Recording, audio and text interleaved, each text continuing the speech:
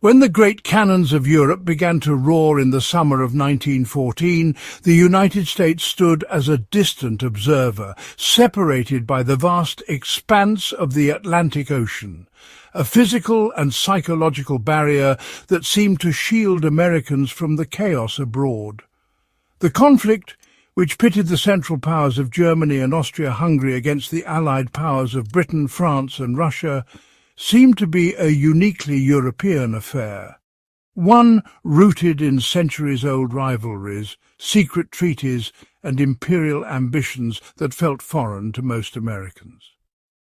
President Woodrow Wilson spoke for a great many of his fellow citizens when he declared a policy of strict and impartial neutrality. In his address to Congress on August 19, 1914, Wilson implored, "The United States must be neutral in fact, as well as in name, during these days that are to try men's souls." He urged the American people to be impartial in thought, as well as in action, which honestly was a difficult request given the diverse origins of the country's population. The United States was a nation of immigrants, many of whom still felt deep connections to their homelands. For most Americans, the war was a tragic, tangled dispute that their nation was wise to avoid, a sentiment that would guide American policy for nearly 3 long years. Newspapers were filled with editorials warning against the dangers of foreign entanglements. This desire for non-involvement was deeply rooted in the American identity, shaped by a long tradition of isolationism and a belief in the nation's unique destiny. For over a century, the country had followed the advice of its founding fathers to steer clear of foreign entanglements. George Washington, in his farewell address, famously warned, "It is our true policy to steer clear of permanent alliances with any portion of the foreign world." The war in Europe, with its complex web of alliances and ancient rivalries, was precisely the kind of conflict that America had always sought to escape. Many Americans saw the old world as mired in endless cycles of violence and retribution. The public overwhelmingly supported the president's position, viewing neutrality not just as a policy, but as a moral imperative. As one Ohio newspaper put it, "Let Europe settle her own quarrels." It was a chance to prove that the new world could offer a better, more peaceful way forward, a living example of democracy and stability in a world torn apart. This strong feeling of detachment was so powerful that, in 1916, President Wilson successfully ran for re-election, using the powerful and popular slogan, "He kept us out of the war." The phrase resonated deeply with voters who saw Wilson as a guardian of peace. Despite the official government stance and the general mood of the public, remaining truly impartial in thought was a challenge. Political leaders and ordinary citizens alike wrestled with their consciences and loyalties. Many Americans had strong ties to their ancestral homelands in Europe. Letters from relatives on the front lines and news of suffering abroad made neutrality a deeply personal issue for millions. The more than 8 million German Americans and the millions of Irish Americans who harboured a deep-seated resentment toward British rule in Ireland often sympathised with the Central Powers. German-language newspapers argued passionately against American involvement, while Irish-American leaders organised rallies demanding neutrality. However, a larger portion of the population felt a natural kinship with Britain, sharing a common language, a similar legal system, and a long history of cultural exchange. As former President Theodore Roosevelt remarked, "Our ties with England are those of blood and tradition." These bonds, though not official, created a quiet undercurrent of support for the Allied cause that flowed just beneath the surface of the nation's declared neutrality. Humanitarian aid and financial loans to the Allies increased, even as official policy remained unchanged. As the months turned into years, the bloody stalemate on the Western Front only reinforced the American desire to stay out. Yet American industry quietly benefited from supplying both sides, especially the Allies, with food and materials. News reports filled with horrific accounts of trench warfare, poison gas attacks and staggering casualty numbers painted a grim picture of the conflict. The New York Times described the Western Front as a vast graveyard where hope goes to die. It seemed a senseless slaughter with no clear end in sight. The scale of suffering was almost unimaginable to those watching from across the ocean. The American people watched from afar, thankful for the ocean that separated them from the carnage. Senator William Borah of Idaho declared, "We are not the guardians of the world's peace." They saw their country as a beacon of peace in a world consumed by madness. Churches across the nation held special services, praying that America would be spared the horrors of war. This powerful conviction that America's destiny was to remain separate and uninvolved would be tested again and again by the escalating events of the war. As Wilson confided to a friend, "It is a fearful thing to lead this great peaceful people into war." The struggle to maintain neutrality would become one of the defining challenges of his presidency and of the nation itself. While America's heart may have longed for neutrality, its wallet was telling a very different story. By 1914, the United States was already the world's largest industrial power, and its economic interests were deeply intertwined with those of the Allied nations. The nation's powerful industrial and financial sectors had deep and long-standing relationships with Britain and France. In fact, by 1916, American exports to the Allies had soared to over $3 billion, compared to just $26 million to Germany. When the war began, these Allied nations desperately needed supplies, from food and cotton to weapons and ammunition. American wheat exports to Britain alone doubled between 1914 and 1916, feeding both soldiers and civilians. American factories, farms and banks were more than willing to meet that demand. The war created a boom in American industry, with employment rising and wages increasing for many workers. This trade was not a violation of neutrality, as America was technically free to trade with any nation, but the powerful British Royal Navy had established a tight blockade of Germany. As a result, American exports to Germany plummeted from $345 million in 1914 to just $29 million by 1916. This meant that in practice the vast majority of American goods could only reach Allied ports, creating a powerful economic tilt in their favour. By 1917, over 90% of US overseas trade was with the Allies. The numbers themselves reveal the extent of this one-sided trade. In 1914, US exports to Britain and France were valued at $824 million. By 1916, that figure had nearly quadrupled. American arms sales to Europe exploded, growing from a modest sum before the war to hundreds of millions of dollars by 1917, with nearly every single bullet and shell going to Britain and France. In 1915 alone, the US shipped over $40 million worth of munitions each month. Beyond simple trade, American financiers extended enormous loans to the Allied governments to help them pay for these wartime purchases. By 1917, American banks had lent the Allies over $2.3 billion, compared to just $27 million to Germany. The powerful Wall Street bank J.P. Morgan and Company, for example, acted as the primary purchasing agent for the British and French, lending them billions of dollars.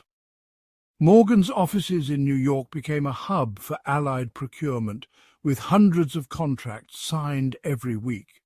This created a situation where American prosperity became increasingly tied to an Allied victory. Profits for companies like Bethlehem Steel and DuPont skyrocketed, and the New York Stock Exchange reached record highs. If the Allies lost, they might not be able to repay these massive debts, a possibility that worried many influential figures in American business and government. One New York banker wrote, "If the Allies fail, our financial system will be shaken to its core." Beyond the cold, hard facts of economics, a strong cultural connection pulled America toward the Allied cause. Many American families had relatives fighting in British or French uniforms. Many Americans, particularly those in positions of power and influence on the East Coast, traced their heritage back to Britain. Social clubs in Boston and New York often toasted the king alongside the president. They read British literature, followed British politics, and admired British institutions.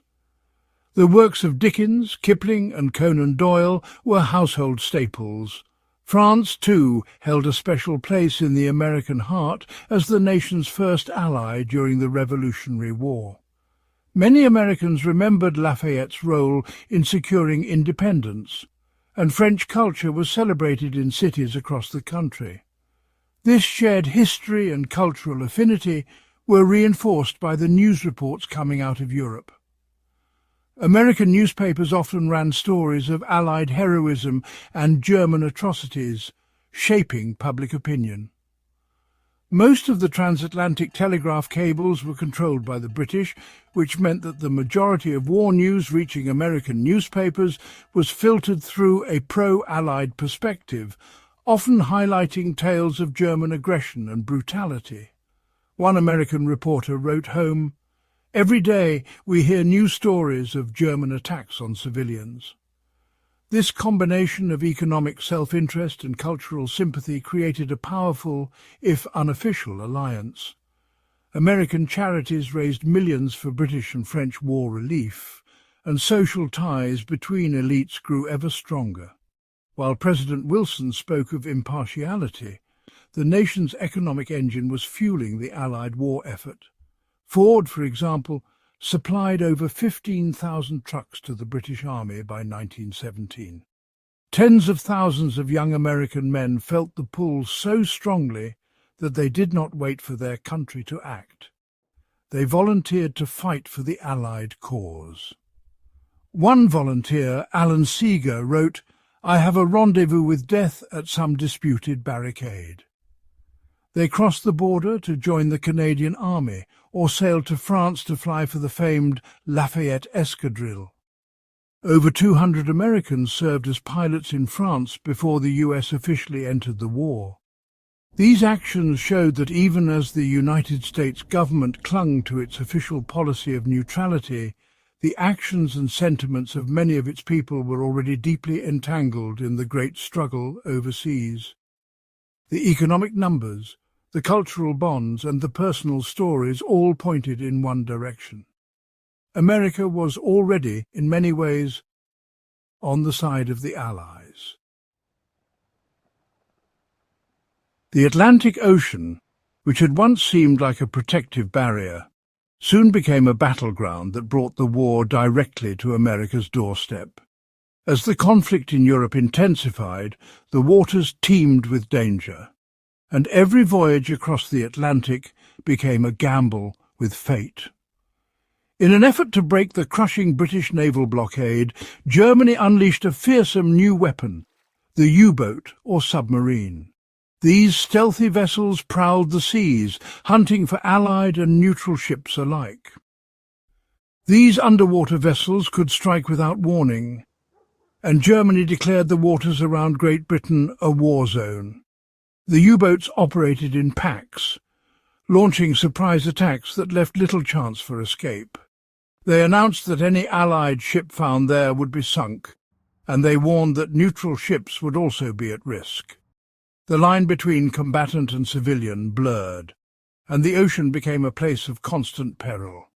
This policy of submarine warfare directly challenged America's long-held principle of freedom of the seas, the right of neutral nations to trade and travel without interference during wartime. American ships, once symbols of safety, now sailed under a shadow of fear. The first major shock to the American public came on May 7, 1915. News of disaster travelled fast, and the nation was gripped by anxiety and disbelief. The German U-boat U-20 torpedoed the British passenger liner, the RMS Lusitania, off the coast of Ireland. The attack was swift and devastating. The massive ship sank in just 18 minutes, taking with it nearly 1,200 people. Survivors later described the chaos: lifeboats overturning, desperate cries for help, and the icy water swallowing everything. Among the dead were 128 Americans, including men, women and children. One survivor recalled, "The explosion threw us into the sea. I saw mothers clutching their babies, and then the waves took them away." The news sent a wave of horror and outrage across the United States. Vigils were held and newspapers demanded answers. The public mood shifted from shock to anger. Germany defended its action, pointing out that it had placed warnings in American newspapers and correctly claiming that the ship was carrying a cargo of munitions. But these justifications did little to calm American fury. For the American public, the image of a passenger ship being sunk without warning was an act of barbarism that could not be easily forgiven or forgotten. Survivor accounts filled the papers, fueling a sense of injustice. The sinking of the Lusitania did not immediately push the United States into war, but it marked a critical turning point in public opinion. Calls for preparedness and military build-up grew louder. The tragedy hardened American attitudes toward Germany and made the idea of remaining truly impartial seem naive. Politicians debated the nation's next steps, while citizens demanded action. President Wilson responded with a series of stern diplomatic notes demanding that Germany abandon its practice of attacking unarmed passenger ships. He insisted on the rights of neutrals and the sanctity of civilian life.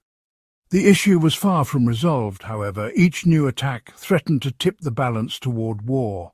Over the following months, other ships were attacked, and more American lives were lost. Survivors described the terror of sudden explosions and the desperate scramble for lifeboats. In August 1915, the British liner Arabic was sunk, killing 2 Americans. The pattern of tragedy and outrage continued. Then, in March 1916, a German U-boat torpedoed the French ferry Sussex, injuring several Americans. One survivor later wrote, "I thought the end had come.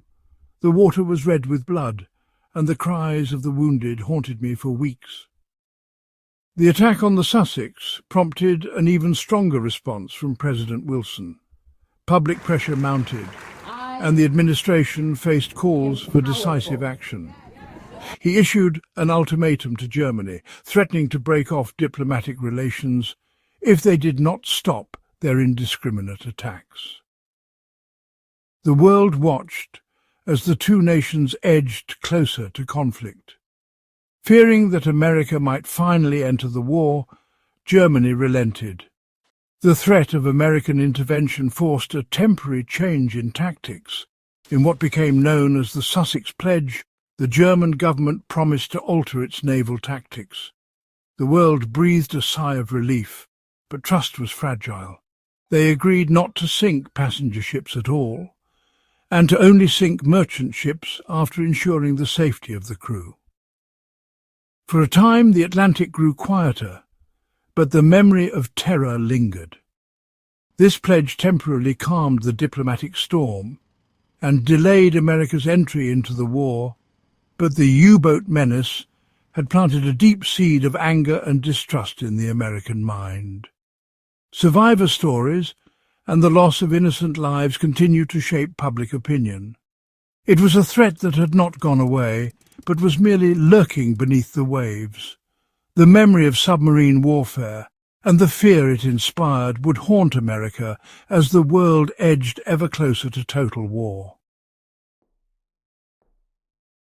While the U-boat attacks raged on the high seas, a more secret and sinister war was being waged on American soil. Even as the United States remained officially neutral, German agents and sympathizers were actively working to disrupt the flow of supplies to the Allied powers. Their goal was simple: sabotage the American industries that were fueling the war effort of their enemies. These covert operations included acts of espionage, propaganda campaigns, and plots to instigate strikes in critical munitions factories. These activities were a direct violation of American sovereignty and created a growing sense of unease and suspicion within the country. One of the most dramatic and destructive acts of sabotage occurred on July 30th, 1916. In the middle of the night, a massive explosion rocked Black Tom Island in New Jersey, a major munitions depot in New York Harbor. The blast was enormous, shattering windows in Manhattan and sending shockwaves felt for miles. It destroyed over 2 million pounds of ammunition that was waiting to be shipped to Britain and France.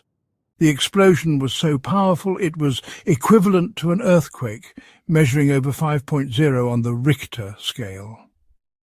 At first, many believed it was an accident, but investigators later found conclusive evidence that it was a deliberate act of sabotage carried out by German agents. The Black Tom explosion was not an isolated incident. Across the country, a wave of mysterious fires and explosions struck factories, warehouses and rail yards. Throughout the period of neutrality, federal and local authorities uncovered numerous other plots. In January 1917, a fire at the Kingsland munitions plant in New Jersey destroyed millions of shells, another suspected act of sabotage. German diplomatic officials, including the German ambassador, were implicated in schemes to spy on American manufacturing plants and to finance plots that aimed to damage factories and infrastructure. For example, agents were caught trying to destroy the Welland Canal in Canada, a vital shipping link for war materials moving from the American Midwest to the Atlantic. These revelations were deeply unsettling to the American public. News headlines screamed, "Saboteurs strike again," and "German plots uncovered in American factories." They showed that the war was not just something happening far away, it had reached into their own communities, threatening their safety and security. This campaign of secret warfare had a profound psychological impact.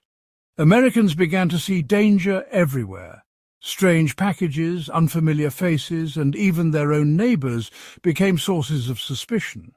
It fueled a growing anti-German sentiment and a fear of spies and saboteurs lurking in the shadows. Posters warned citizens, "Report suspicious activity. Enemy agents are among us."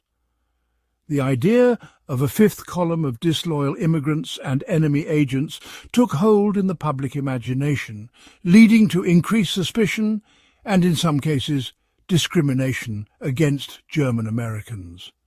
The sabotage efforts demonstrated Germany's willingness to violate American laws and disregard its neutrality in the pursuit of victory. High-profile trials of captured saboteurs made front-page news, and the government responded by tightening security at ports, factories and railroads. Each uncovered plot and every mysterious factory fire chipped away at the foundation of trust and made President Wilson's policy of patient diplomacy seem increasingly inadequate to protect the nation's interests.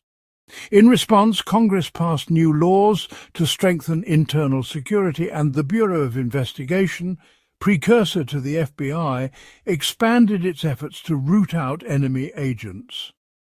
The shadow of sabotage loomed large, pushing America ever closer to war. As the diplomatic situation with Germany grew more tense, a new movement began to gain momentum within the United States, the so-called preparedness movement. Across the country, rallies and meetings sprang up, urging Americans to ready themselves for the possibility of war. Its supporters, including influential folks like former President Theodore Roosevelt, argued that America's neutrality was, well, fragile, and that the nation was woefully unprepared to defend itself if drawn into the conflict. They travelled from city to city, stirring up a sense of urgency and national pride. They pointed to the small size of the United States Army and the outdated state of its navy as clear evidence that the country couldn't really protect its interests or its citizens from a major military power like Germany. Recruitment offices began to see a trickle of volunteers, farm boys, factory workers and college students alike, each eager to do their part. So they called for a significant increase in military spending and a rapid expansion of the armed forces. Factories shifted gears, churning out uniforms, rifles and supplies at a pace never seen before. Now, President Wilson was, at first, a bit hesitant to embrace the preparedness movement. He worried that a major military build-up would be seen as a provocative act, and could undermine his efforts to mediate a peaceful end to the war. He also feared it would signal a departure from America's traditional anti-militaristic stance. Many Americans, after all, still clung to the hope that the nation could avoid the horrors unfolding in Europe. However, the escalating U-boat crisis and the growing public concern eventually convinced him that he just couldn't ignore the nation's military shortcomings any longer. Stories spread of young men like Tom Jenkins, a schoolteacher from Ohio who enlisted after hearing about the sinking of the Lusitania, determined to protect his family and country. He recognized that a strong military could add weight to his diplomatic words. A nation that was prepared for war, he reasoned, might be better able to command respect and perhaps avoid it altogether. For many, joining the military became a matter of honor and duty. In 1916, President Wilson embarked on a speaking tour across the country to build public support for military expansion. Towns turned out in force, with parades and patriotic songs filling the air. He argued that preparedness was not about seeking war, but about ensuring peace through strength. Communities rallied behind the cause, with women volunteering as nurses and support staff and local businesses donating supplies. His efforts culminated in the passage of several key pieces of legislation. The National Defence Act of 1916 authorised a significant increase in the size of the regular army, more than doubling its numbers to nearly 300,000 soldiers. Training camps sprang up across the country, where recruits like Samuel Rodriguez, a recent immigrant, found a sense of belonging and purpose. It also greatly expanded the National Guard, turning it into a more robust and better-trained reserve force that could be called upon in a national emergency. Many local heroes like Captain Emily Carter led their hometown units with pride. The United States Navy, seen as the nation's first line of defence, also received a massive infusion of funding and resources. Shipyards buzzed with activity, and new sailors like Jack Thompson, a fisherman from Maine, found themselves part of something much bigger.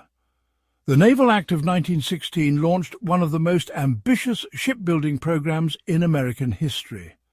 It called for the construction of dozens of new warships, including 10 powerful battleships, 6 battlecruisers, and a host of smaller destroyers and submarines.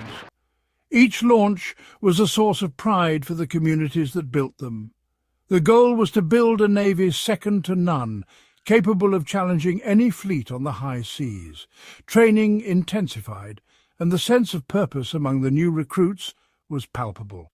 While these ships and soldiers would not be ready overnight, the message was, quite clear.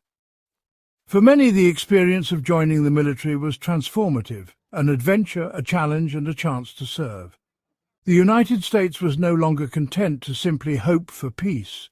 It was actively preparing for the possibility of war. Across the nation, a spirit of resolve and unity took hold as Americans from all walks of life answered the call to serve.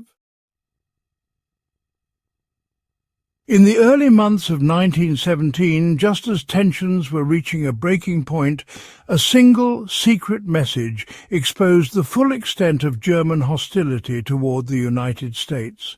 But the Zimmermann telegram was only the most infamous of several plots and covert operations that stoked American fears and shaped the nation's path to war. British intelligence, which had been monitoring transatlantic communications, intercepted and decoded a top-secret telegram. Their efforts were part of a broader Allied intelligence campaign, which included close cooperation with American agencies to track German espionage and sabotage on US soil. The intercepted message, sent on January 16, 1917, from the German Foreign Minister Arthur Zimmermann to the German ambassador in Mexico, was just one example of Germany's covert operations. Earlier, German agents had orchestrated a series of bombings and acts of sabotage across the United States, targeting munitions factories, shipping docks, and even the US Capitol. The contents of the Zimmermann telegram were so explosive that the British held onto it for several weeks, waiting for the perfect moment to share it with the Americans. Meanwhile, memories of the Black Tom explosion in 1916, a massive act of German sabotage that rocked New York Harbor and caused millions in damage, were still fresh in the public mind. When the British finally revealed the telegram, the revelation sent a shockwave of fury and fear across the entire nation. Americans were already on edge, worried that German agents might be lurking in their own neighbourhoods. The Zimmermann telegram, as it came to be known, laid out a stunning proposal. It instructed the German ambassador to approach the Mexican government with an offer of a military alliance against the United States.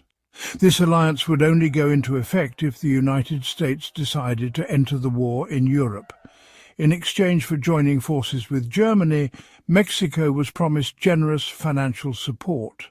More shockingly, Germany pledged to help Mexico reconquer the lost territory in Texas, New Mexico and Arizona, lands that Mexico had lost to the United States in the Mexican-American War more than half a century earlier. The telegram was a direct and cynical plot to incite a war on America's own border.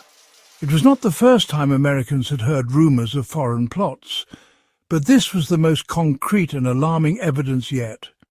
When the telegram was released to the American press on March 1, 1917. The public reaction was one of disbelief and immediate outrage. Newspapers ran sensational headlines, and rumours of German spies and saboteurs spread like wildfire. At first, some people thought it must be a forgery, a clever piece of British propaganda designed to drag America into the war. But the climate of suspicion was already high, fueled by recent arrests of German agents and the discovery of bomb plots in cities like San Francisco and Chicago. However, any doubts were erased when Arthur Zimmermann himself, in a stunningly bold move, publicly admitted that he had indeed sent the telegram. His confirmation removed all uncertainty and proved that Germany was not only attacking American ships, but was also actively plotting to dismember the country. The government responded by ramping up counterintelligence efforts, leading to the arrest and conviction of dozens of German operatives. The news infuriated Americans from all regions, including many in the West and Midwest who had previously been staunchly against intervention. Communities organized vigilance committees, and some states even formed Home Guard units to protect against possible sabotage or invasion. The Zimmermann telegram was a disastrous diplomatic blunder for Germany. It completely undermined any remaining pro-German sentiment in the United States and crystallized the image of Germany as a treacherous and aggressive enemy. Propaganda campaigns warned of spies and traitors, and public fear led to a surge in military enlistment. The idea that Germany would encourage a foreign power to invade the United States was seen as an unforgivable insult and a direct threat to the nation's security. Border patrols were increased, and the military conducted drills along the southern frontier. While the Mexican government, embroiled in its own civil war, wisely rejected the unrealistic German offer, the damage was done. The episode left Americans deeply suspicious of foreign plots and more determined than ever to defend their homeland. The telegram pushed American public opinion decisively toward war, transforming a distant European conflict into an immediate and personal threat to the American homeland. In the months that followed, the US government expanded its intelligence services, cracked down on suspected spies, and prepared the nation for the challenges of global conflict. As Americans were still reeling from the shock of the Zimmermann telegram, another monumental event unfolded in Europe that fundamentally changed the political landscape of the war. The Russian Revolution of 1917 sent shockwaves not only through Europe, but across the entire world, including the United States. In March 1917, a popular uprising in Russia, fueled by massive casualties, food shortages and widespread discontent, led to the overthrow of Tsar Nicholas II. The revolution was sparked by years of hardship.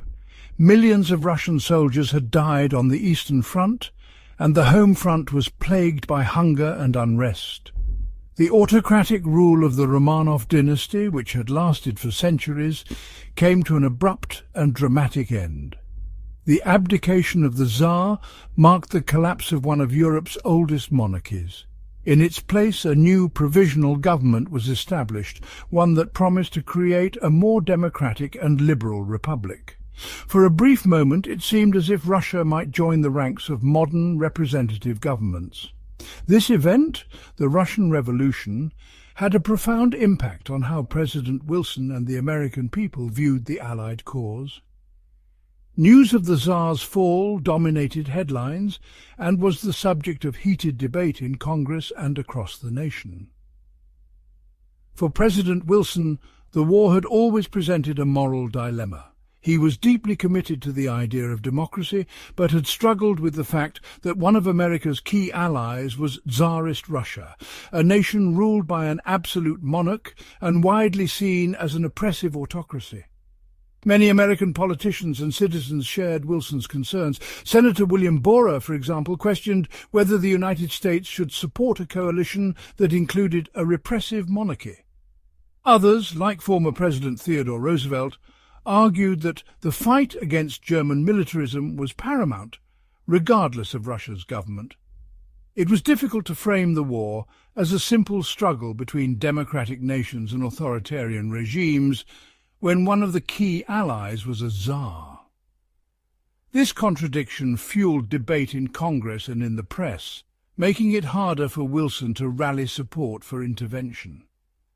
The presence of Russia in the Allied camp made it harder for Wilson to argue that the war was being fought to make the world safe for democracy. Many Americans were wary of being drawn into a conflict that seemed to pit one set of empires against another. It created a moral ambiguity that complicated America's potential role in the conflict. Some politicians, like Senator Robert La Follette, warned that the US should not become entangled in Europe's dynastic quarrels. The overthrow of the Tsar completely removed this obstacle.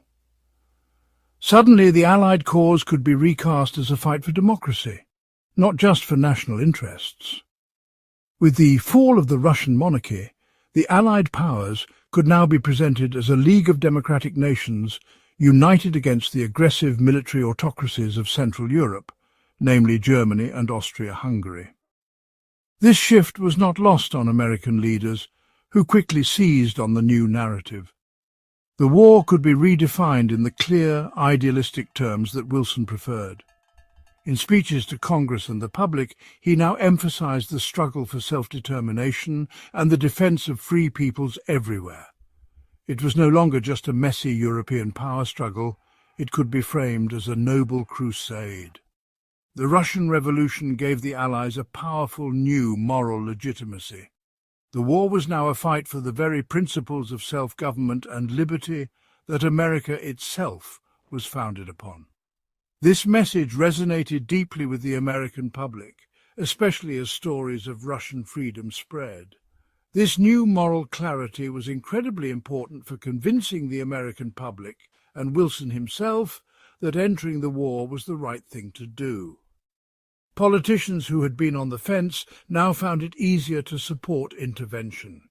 It allowed the conflict to be portrayed not as an entanglement in foreign quarrels, but as a defense of universal ideals. The Russian Revolution, in effect, helped unify American political opinion behind the war effort. The Russian Revolution provided the ideological justification that had previously been missing. Its global impact was immediate. Nations everywhere watched as a great empire toppled, and the balance of power shifted.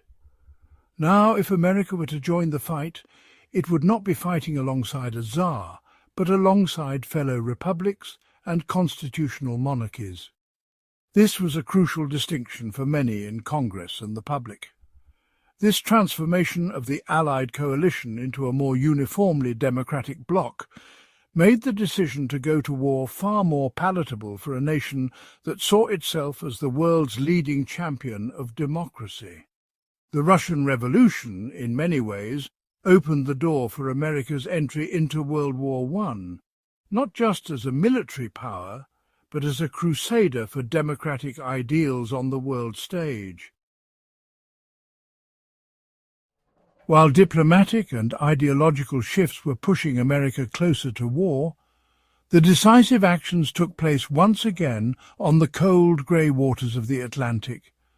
But this time the cost would be measured not just in ships, but in American lives and heartbreak.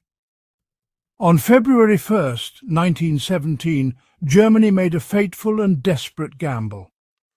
The German military high command, convinced that they could starve Britain into submission before the United States could effectively mobilize, announced that they were resuming unrestricted submarine warfare. This meant that their U-boats would now sink, without warning, any and all ships, belligerent or neutral, found in the war zone around the British Isles. This was a direct violation of the Sussex Pledge and a clear challenge to the United States. President Wilson responded swiftly, though still with a degree of caution. On February 3rd, he formally broke off all diplomatic relations with Germany, ordering the German ambassador to leave the country.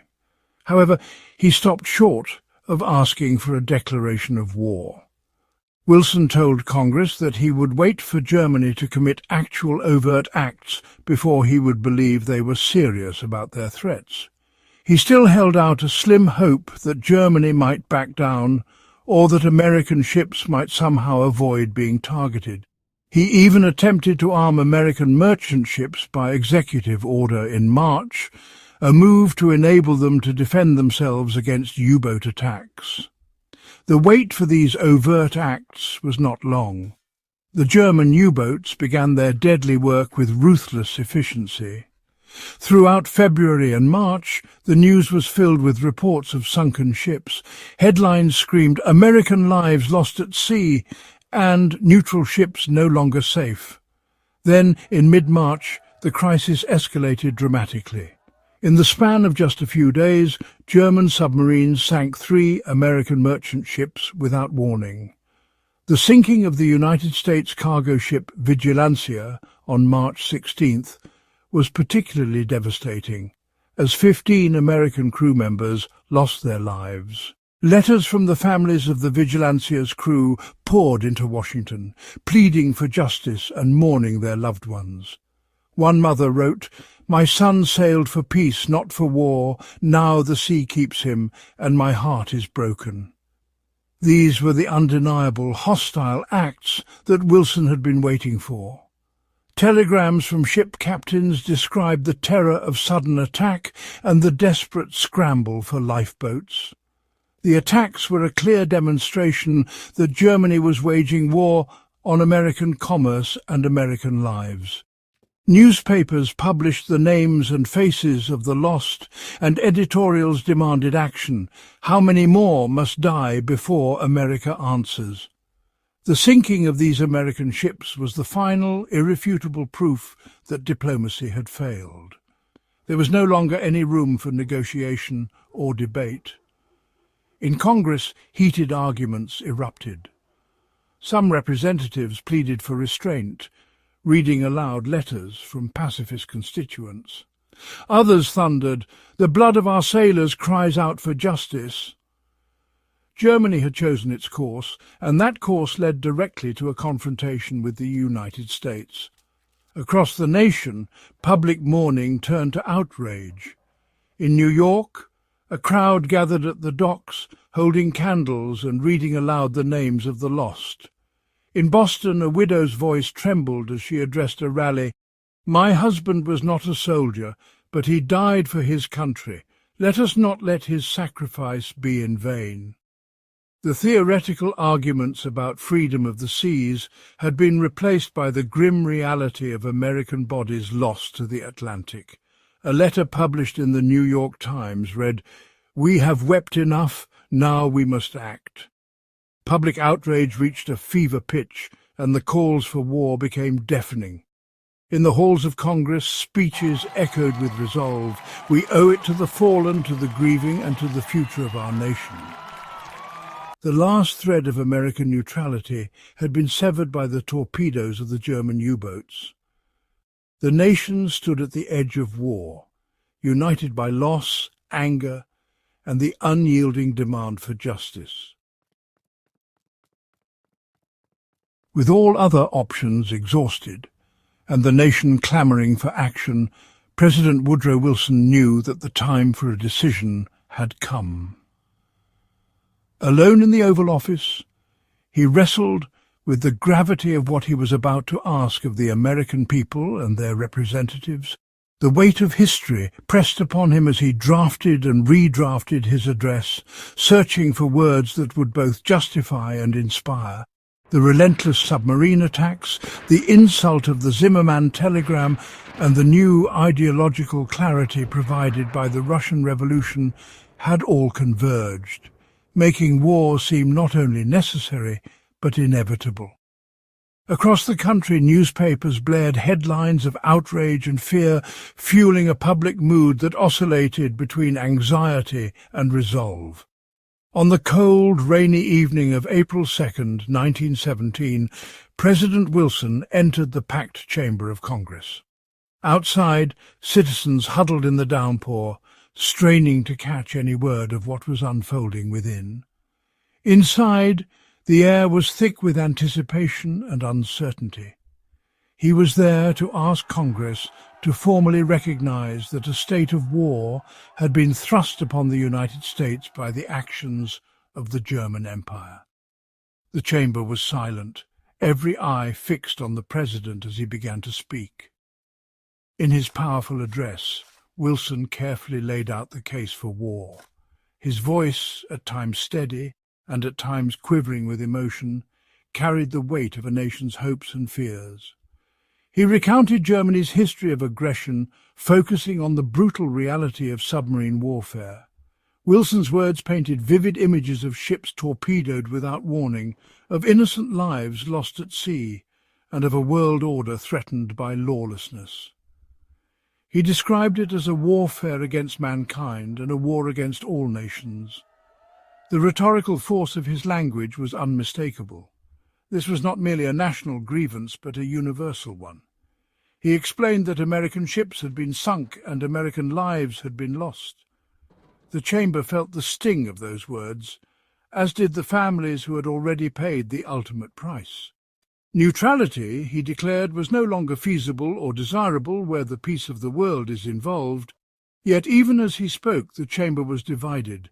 Some lawmakers remained unconvinced, wary of the costs and consequences of war.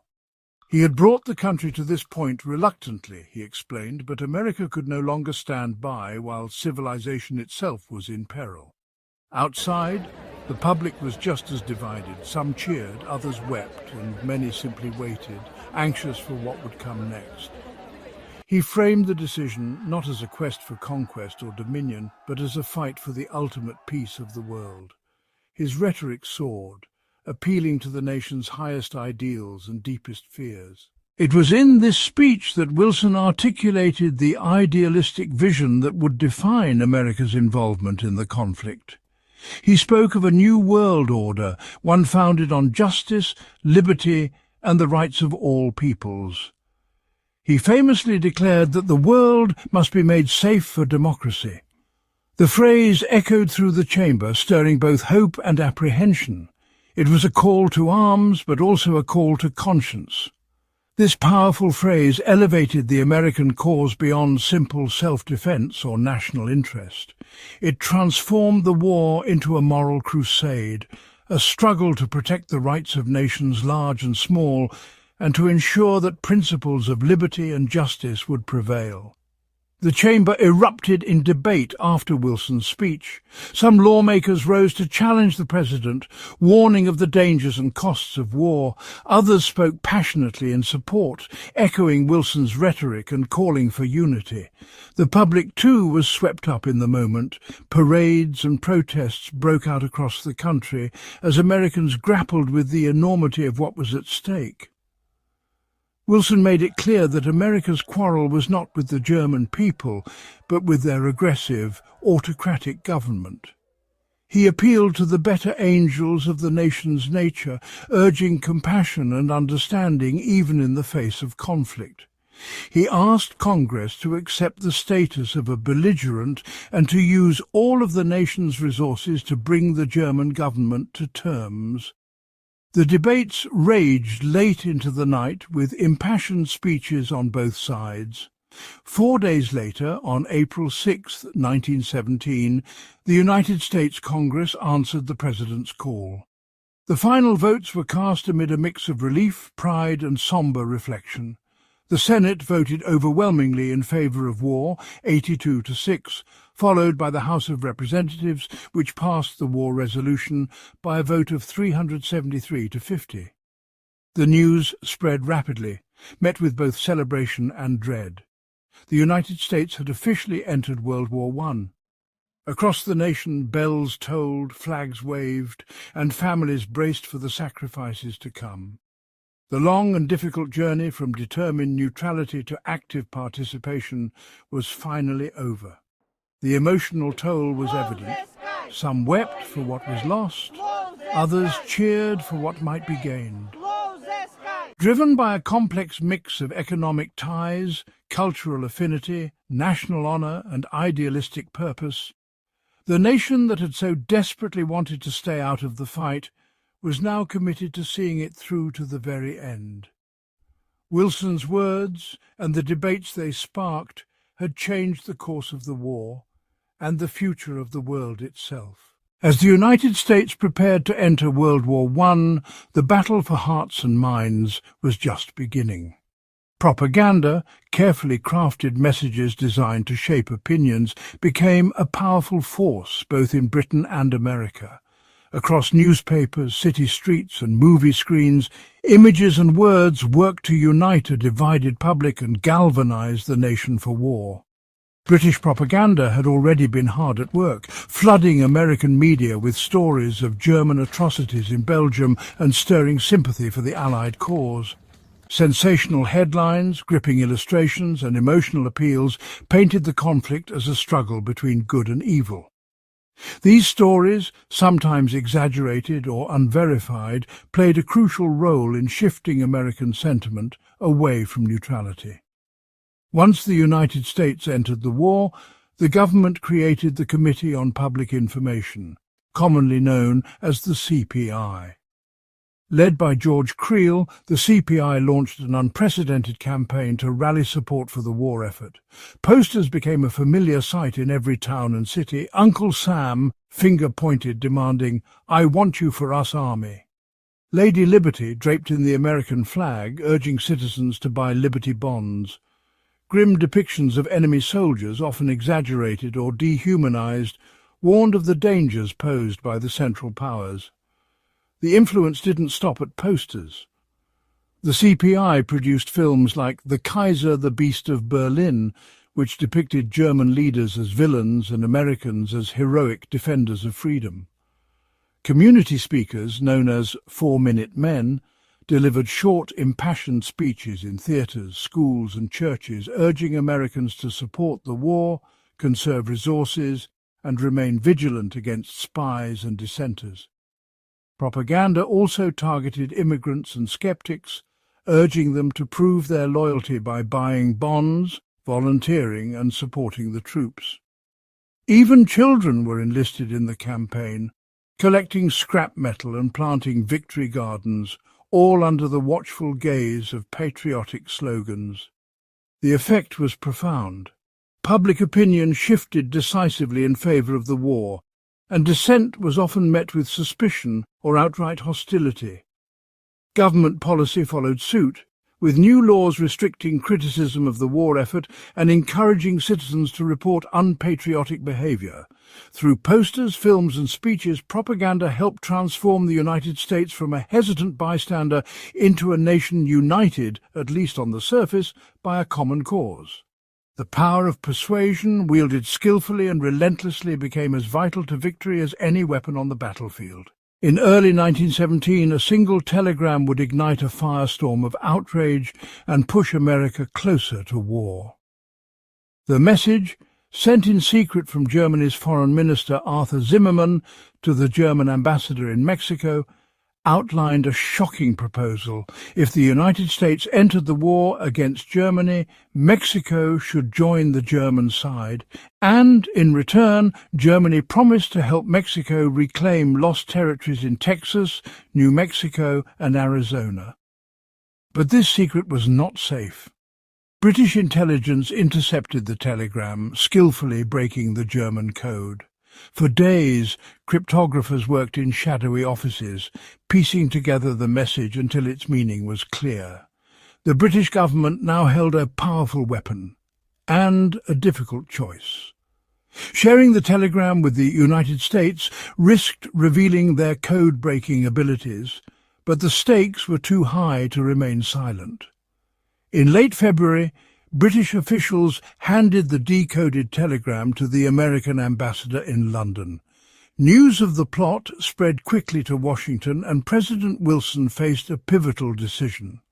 On March 1st, 1917, the contents of the Zimmermann telegram were made public, splashed across newspaper headlines nationwide. The reaction was immediate and explosive. Americans who had clung to neutrality now felt personally threatened. Editorials decried German treachery, and citizens rallied in outrage. The idea that a foreign power would encourage an attack on American soil was unthinkable, and it shattered the last remnants of isolationist sentiment. The Zimmermann telegram's impact was profound. It unified public opinion and gave powerful ammunition to those urging for war. In the end, a secret message, cracked by clever minds and spread by relentless media, became the final push that propelled the United States into the First World War. On May 7, 1915, an ordinary day at sea turned into a tragedy that shocked the world. The British ocean liner RMS Lusitania, carrying nearly 2,000 passengers, including over 120 Americans, was making its way from New York to Liverpool. Without warning, a German U-boat surfaced off the coast of Ireland and fired a single torpedo. Within just 18 minutes, the Lusitania slipped beneath the waves. The immediate aftermath was devastating. Lifeboats were launched in chaos, and desperate passengers clung to wreckage in the cold Atlantic waters. In total, 1,198 people lost their lives. News of the sinking made headlines across America. Graphic reports and heart-wrenching images filled newspapers, stirring outrage and grief from coast to coast. For many Americans, the sinking of the Lusitania shattered any illusion that the war in Europe could be kept at a distance. The loss of innocent lives, men, women and children, felt personal and immediate. Public opinion began to shift. Calls for justice grew louder and anti-German sentiment surged. Though the United States would not enter the war for nearly 2 more years, the Lusitania disaster marked a turning point. It exposed the deadly reach of German submarine warfare and planted seeds of distrust that would only grow in the months ahead. The memory of the Lusitania lingered, fueling debates and shaping attitudes. When America finally made the decision to join the conflict, the haunting loss at sea remained a powerful symbol of why the fight mattered. As the nation reeled from the tragedy of the Lusitania, a fierce debate erupted across America. Should the United States join the war in Europe or remain neutral? In Washington, members of Congress, cabinet officials, and President Woodrow Wilson himself grappled with the consequences of either choice. Powerful voices on both sides shaped the national conversation. Former President Theodore Roosevelt led the charge for intervention, insisting that America had a duty to defend freedom and respond to German aggression.